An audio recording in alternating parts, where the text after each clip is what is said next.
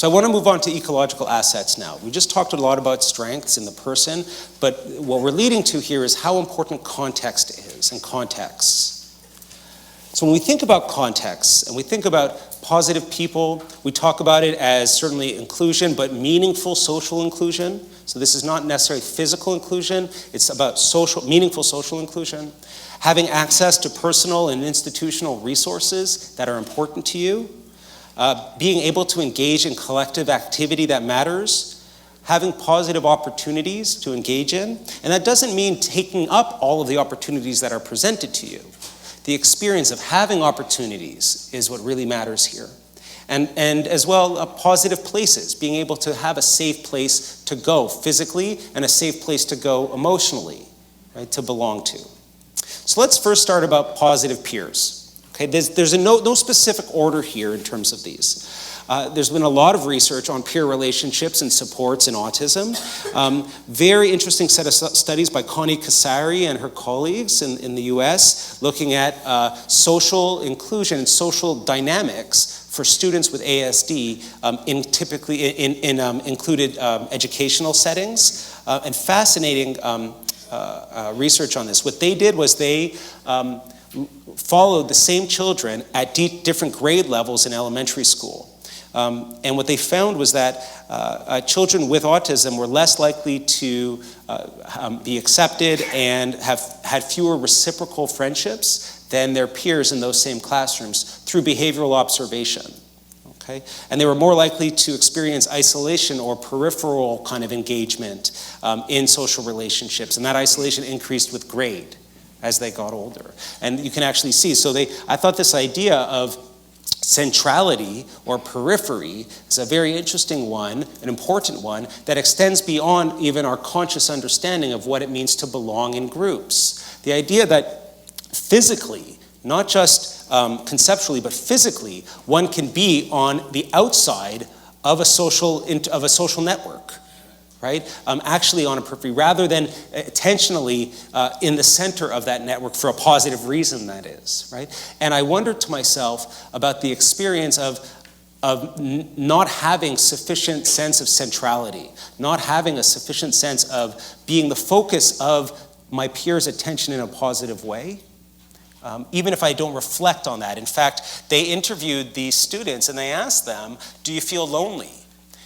You know, and given this data, you would imagine, and it was only around grade 5 or 6, I believe, that the students started to report greater loneliness and that it was related. So even though all of these things were happening, their self-reports, and part of that is I'm sure their who the children were developmentally that they were interviewing, but it was only until later in the school kind of grades that they were reporting on that experience of loneliness. But it doesn't mean that isolation wasn't happening earlier on.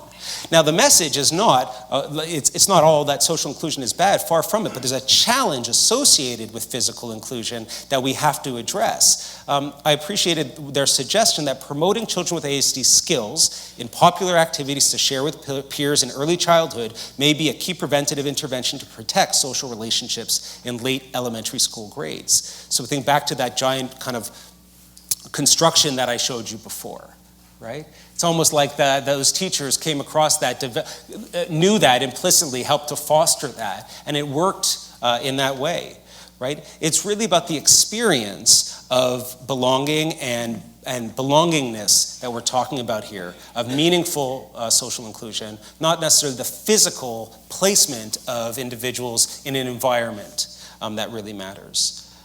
And a bit of a caveat, this is like the news reporting on something, right? It's pretty sensationalistic, and so, you know, take it with a grain of salt, please. But just try to see the message I'm trying to get across through it.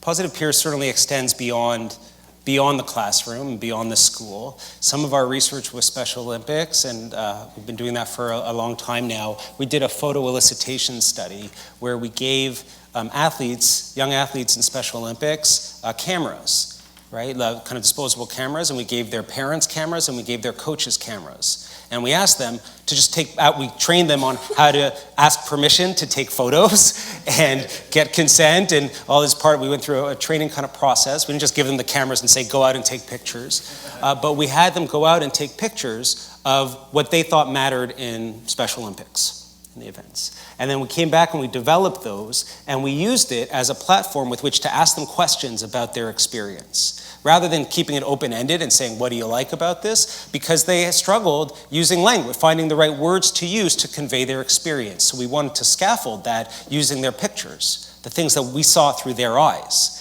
So here's an example. One of the most common reports of themes of the content that came from the athletes was one of connectedness, one of the team. But it wasn't necessarily the team actually playing, right, or watching people. It was the having fun with my team outside afterwards, hanging out at practice, right? This social experience really, from the athlete's perspective, was what mattered most, even if they didn't actually put words to that. Positive people, along with those lines, in addition to kind of peers, just in general, positive people matter in a person's life in terms of these C's. Caring, especially in connectedness. And we're seeing the rise in Canada and in the United States and in the UK, the rise of mentorship programs, for example, for young adults, especially who are engaged at a college or a university level who have autism.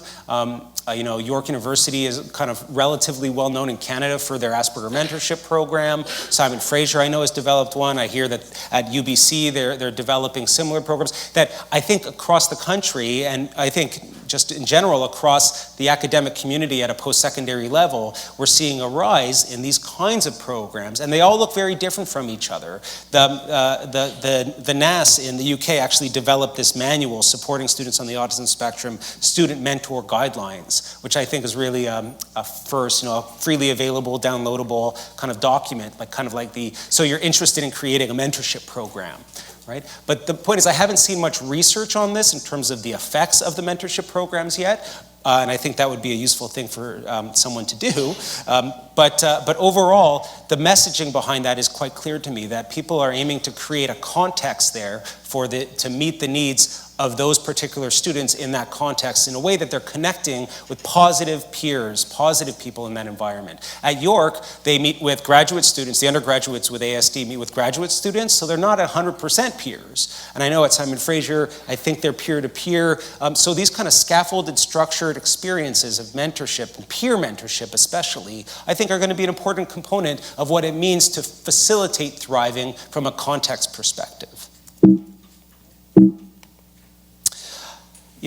We have to move also, the other aspect of positive people is to consider as positive families, healthy families and growing up in a healthy family. And somebody mentioned resilience before, and I think Napoleon Hill's quote, "The strongest oak of the forest is not the one that is protected from the storm and hidden from the sun. It's the one that stands in the open, where it's compelled to struggle for its existence against the winds and rains." Right? When we think about positive families, when we think about healthy families, it's not about families who have not gone through trauma or gone through stress. It's about fostering resilience and strength within a family that I think is critical for family health. We know that in terms of parent factors that help families be positive, we know that parent access to psychological resources is one key component, whether it be measuring things like parent empowerment or psychological acceptance of their own emotions or focused coping at the right time and problem-focused coping. Those all seem to be important constructs. Access to family respite from a service perspective in a timely fashion has been correlated with parent well-being, correlated with child behavior problems, and a number of other kind of measures. But I think social support has to be, what we're learning also when we're doing our research on social support is that this is not really mostly about formal social support as it is about quality informal social support, right? Our research is showing that when we're measuring this, that having timely access to social support that comes from neighbors and family and friends seems to be more related to positive outcomes for families than it is those parents' ratings of the quality of their relationships with service providers. right, and the support that they say they're getting from service providers. So that distinction, I think, is an interesting one, and what we're learning is that it has to be the right support from the right people at the right time. Okay, and not everybody wants social support all the time from everyone. So I think that it's a subtlety. It's not just a blanket social support, always good. Okay, and more than that, in terms of a service experience, the positive engagement with a system of care, I think, is a critical aspect of fostering healthy families. And this has to do with the policies that we put in place about how we welcome people into service and help them transition to other services and foster that capacity as a community. We've done some research on crisis in families of ASD before. And this family adjustment and adaptation resource model, I think, is a useful one when we think about the process of crisis and coping and resilience in families. So the idea behind it is quite straightforward piece is that there are three components to consider. That every family has a certain set of demands that are ongoing in their life, and those things oscillate. They ebb and flow with life.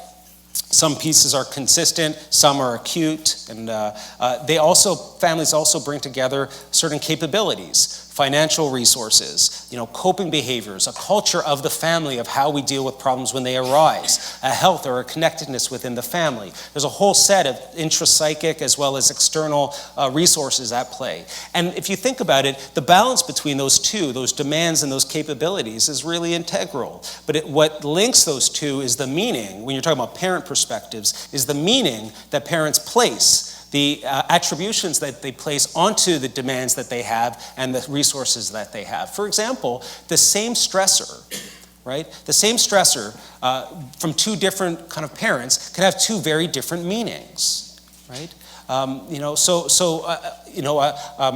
The frustration that say there's a child who has a stressor where everybody's has this at some point where things are not going well with a certain teacher at school, and there's a lot of stress, right? There's a lot of uncomfortable feelings. There's some type of school placement problem that's happening. That's a very common stressor that many families experience. Parents can approach that and have understanding of what that problem means very differently. Right? And it's not to say one is true and one is not true, one is untrue, but it's that one parent might approach that as this means the end of the world. This is truly a crisis. This is something that we cannot contain, that's going to cascade down to far more greater problems. That might actually happen, but that might be their meaning in the moment. Other parents might approach that with, this is a certain problem right now that we have to deal with here. It's a communication issue that's isolated that we can contain, right? Not one might be true. I don't know which one of those two is actually true, but the point is that in the moment, that meaning has an effect on how we see the other side of the balance, which is what resources do we have to deal with this stress. Okay? So these three components, the demands that we experience, the capabilities we have, and the meanings we attribute to both of those really matter to dictate what they talk about as adjustment. Because it's not about living a life without those stressors. It's about how do we maintain it, how do we adjust to them when we're experiencing them. When there's a chronic imbalance, the idea is that when there's a chronic imbalance in this that is not able to be dealt with, then that's the idea of crisis. Crisis is a chronic imbalance between demand and capability, right? When the family unit is not able to adapt to deal with that new stressor when it arises. Right? When that happens, families have another recourse. Families as a unit have the recourse of accommodating that stressor, either learning to live with that new reality, figuring out what additional resources that we don't have do we bring in to create a new balance, or what kind of things do we have to do to get that new demand out of our family to create that balance. Right? Families, as an organism, as a system, can accommodate, can learn to evolve, essentially. Right? But when families don't evolve, right, that becomes the true crisis. Okay? It's so families, like individuals, develop. Right? And so development over time, I think it's just as important that we as a system of care are able to foster a development of the family. Knowing that the families are going to change. Families of youth with ASD are going to change when they become families of adults with ASD, and we have to recognize the ins and outs of that.